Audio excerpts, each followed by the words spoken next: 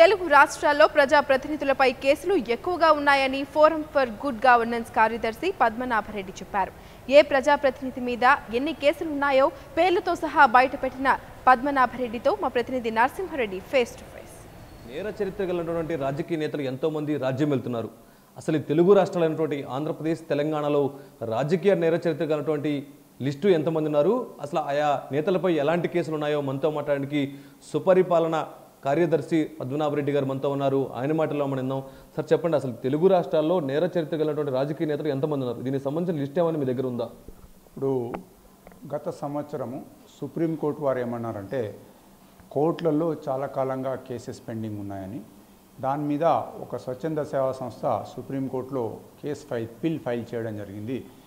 దీంతో సుప్రీంకోర్టు వారు అన్ని కోర్టులకు, దేశంలోని అన్ని కోర్టులకు ఒక ఆదేశాలు ఇచ్చినారు. అదేంటంటే ఎక్కడైతే ఈ ప్రజాప్రతినిధులపైన కేసు నమోదై కోర్టులో ఛార్జెస్ ఫ్రేమ్ అయినట్టయితే అటువంటి కేసులన్నీ కూడా తప్పకుండా 1 సంవత్సరం లోపల డిస్పోజ్ చేయాలని అంటే గట్టి ఆర్డర్ ఇచ్చినారు వాళ్ళు.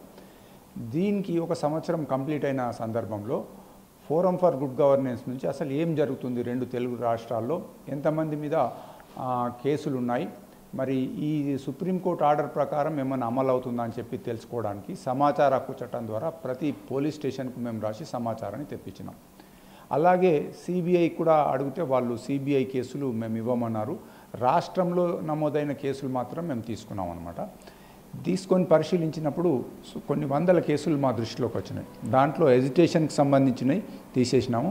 అలాగే ఎజిటేషన్ సంబంధించిన టైంలో రైల్ రోకో అని అప్పుడు కేసులు అయినాయి, రైల్వే వాళ్ళకి మాకు ట్రాన్స్ఫర్ అయిన కేసులు, అవి కూడా మేము తీసుకోలేదు. తొందరగా దాన్ని కంప్లీట్ చేయండి. సుప్రీంకోర్టు ఆర్డర్స్ ప్రకారంగా మీరు తొందరగా కేసెస్ త్వరితగతిన జరిగేటట్టు చూడండి.